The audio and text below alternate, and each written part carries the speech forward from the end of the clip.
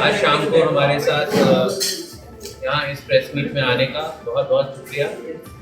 आज का main purpose है इस प्रेस मीट में हम लोग को आप लोगों को अवगत कराना है कि डॉक्टर्स दिल से पूरी शिद्दत से हर मरीज को अच्छा करने का प्रयास करते हैं और दिन रात ना देखते हुए सेवा में जुटे रहते हैं। उसके बावजूद मिसअंडरस्टैंडिंग कुछ होती है जब कोई एक केस बिगड़ता है।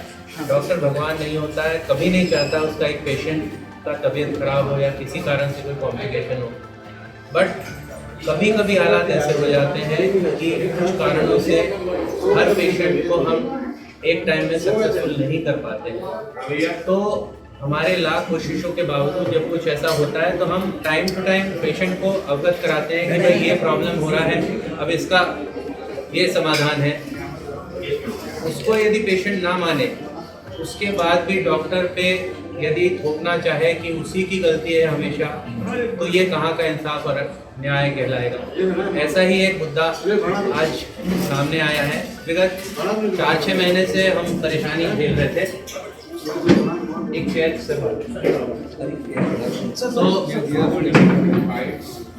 यूँ हुआ कि एक पेशेंट का ऑपरेशन मेरे द्वारा नहीं, मेरे एक ऑर्थोपेडिक कलीग के द्वारा मेरे अस्पताल में किया गया था और उसकी हड्डी के काफ़ी फ्रैगमेंट्स थे और टिबिया हड्डी बहुत ही खराब हड्डी मानी जाती है ऑर्थोपेडिक के पर्पज़ से। वो ब्लड सप्लाई कम होता है उसके निचले हिस्से में, तो कई बार 2 टुकड़े भी होते हैं तो जुड़ने में 6 महीने की जगह 8 महीने लगते। इन सज्जन के शायद इफ आई रिमेंबर, मैंने केस नहीं डील किया था, मेरे कलीग ने किया था, बट डिस्कशन होता है तो उन्हें बताया था कि 4-5-6 पीसेस जितने भी रहे। एक ऑपरेशन हुआ, उसमें प्लेटिंग की गई, बेस्ट जो टाइटेनियम प्लेट हम लोग प्रयास किए बेस्ट इम्प्लांट यूज़ करने का, वो यूज़ किया गया। मरीज के भ्रम में था कि टाइटेनियम प्लेट सबसे ऊंचा है और होता भी है, मगर कोई भी प्लेट या रॉड अनब्रेकेबल नहीं होता। कोई भी इम्प्लांट का काम होता है जब तक हड्डी ना जुड़े उसको साध के रखे। 3-4 महीने में जब हड्डी जुड़ने की अवस्था में नहीं थी, 4-5 टुकड़ों में एक टुकड़ा नॉन यूनियन में गया। नॉन यूनियन एक नोन कॉम्प्लिकेशन होता है फ्रैक्चर्स का।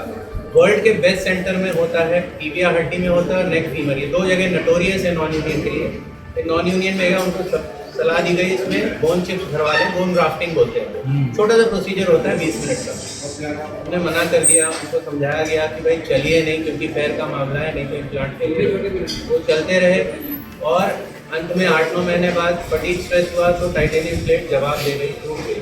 कोई भी प्लेट टूटती है, ये वर्ल्ड लिटरेचर में कंफर्म किया जा सकता है यदि हड्डी ना जुड़े और उस पर पूरा शरीर का बोझ देके चलाए। और कुछ ऐसा बताया मेरे कलीग ने जिनने ऑपरेशन किया था कि वो अपनी माताजी के इंतकाल के लिए वारीघाट में शायद उनकी बॉडी को कंधा भी दिए, आई एम नॉट श्योर, तो डबल लोड आने से और बहुत ज़्यादा चलना पड़ा वहाँ घाट पे, तो वो जवाब दिए। उसके बाद उन्होंने दूसरी जगह ऑपरेशन कराया, हमारे एक दूसरे कलीग ने ऑपरेट किया और उन्हें ही ग्राफ्टिंग किया प्लेटिंग के साथ। इस चीज़ से वो डर रहे थे और भाग रहे थे। अल्टीमेटली हड्डी जुड़ी बिकॉज उसको ग्राफ्ट की ज़रूरत थी। तो उनको ये लगा कि उनके साथ नेग्लिजेंस हुआ है और फिर उनने सोशल मीडिया में उछालना चालू किया, कुछ अखबारों के ज़रिए मुद्दा उछाला। फिर वो CMHO साहब के साथ गए, ऑफिशियल कंप्लेंट किया, उनने इंक्वायरी टीम बिठाई। उसमें पाया गया कि, और उन्होंने खुद अपने बयान में लिखा था कि हमने ग्राफ्टिंग से रिफ्यूज कर दिया था। तो obviously the onus was on the patient, भाई आप सलाह मानिए और उसका पालन करिए। तो उनके अगेंस्ट गई वो रिपोर्ट, तो उन्होंने बोला डॉक्टरों की मिली भगत है। फिर वो कलेक्टर साहब के पास गए, दूसरी रिपोर्ट के लिए उनके फिर किया। आई थिंक वो रिपोर्ट भी उनके खिलाफ गई है। तो वो बौखलाहट में फिर उन्होंने आज यहाँ धरना प्रदर्शन, पुतला जलाओ अभियान छेड़ा। तो जैसे होता है सोशल मीडिया में, उनका जो वार्निंग और धमकी वाला संदेश था वो कहीं कहीं से डॉक्टर्स ग्रुप में सर्कुलेट हो गया। तो मैं तो मेरी सिस्टर के ऑपरेशन के लिए गया था मीरा जी, मैं वहाँ ICU में, सिस्टर सुबह ऑपरेट हुई है 7 बजे, 9 बजे कल ये सब घटनाएं हुई, धमकी भराई है।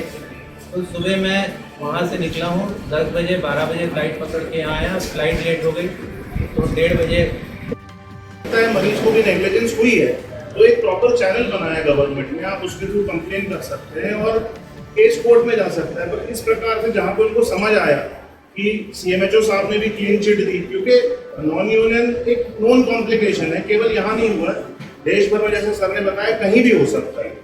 तो इट इज नॉट समथिंग कि नेग्लिजेंस हुई, वो तो कॉम्प्लिकेशन है, वो हो गया, जिसका ट्रीटमेंट भी सर ने बताया, पेशेंट ने उसको ऑप्ट नहीं किया।